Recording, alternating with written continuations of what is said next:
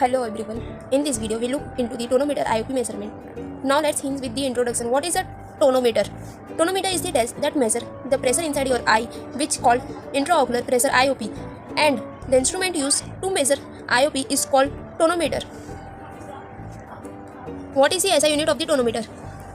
Most tonometers are calibrated to measure pressure inside in millimeter of mercury mmHg. Normal range of the IOP 10 to 20 mmHg. If IOP is less than 10 mmHg, it's called hypotony. An IOP more than 20 mmHg always crosses suspicious of glaucoma, and such patients should be thoroughly investigated. Tonometer. The intraocular pressure IOP is measurement with the help of an instrument is called tonometer. Two types of tonometer are available: indentation tonometer, applanation tonometer. Indentation tonometer is based on fundamental fact that plunger will indent soft eye more than the hard eye. Indent tonometer are currently used is that of Seward's tonometer. Now let's discuss about indents of tonometer. When do we perform tonometer? Are over 40-year-old, have diabetes, high blood pressure, and use of corticosteroid for prolonged period of time. Symptoms: gradual loss of peripheral vision, blur vision, hollow around light, severe eye pain. Why do you use Seward's tonometer? Because its simplicity, reliability, low price, and relative accuracy, is most widely used tonometer in the world. It consists of handle for holding the instrument is vertical position on the cornea, foot plate which is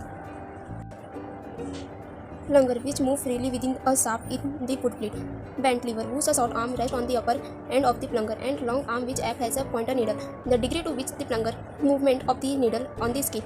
Weight: a 5.5 gram weight is permanently fixed to the plunger, which can be increased to 7.5 and 10 gram.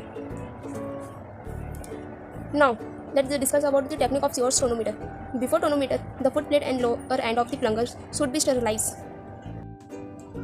Sterilize by dipping the foot plate in the ether, absolute alcohol acetone, or by heating the foot plate in the flame of spirit. After the anesthetizing the cornea with 2 to 4% of topical xylocaine, patient is made to lie supine on a couch and instructed to fixate at a target on the ceiling. Then the examiner spread the lid with the left hand and gently rest on the foot plate of the tonometer vertically on the center of the cornea. The reading on the scale is recorded as soon as the needle becomes steady. It's customary to start with 5.5 gram weight. However, if the scale reading is less than 3, additional weight should be added to the plunger to make it 7.5 gram or 10 gram. In the end, the tonometer is left and the drop of antibiotic is inserted. A conversion table is then used to derive the intraocular pressure in mm of mercury mmHg from the scale reading and the plunger weight. Now let's see the advantage and disadvantage of the Seward's tonometer. First, see advantage: it's cheap, handy, and easy to use.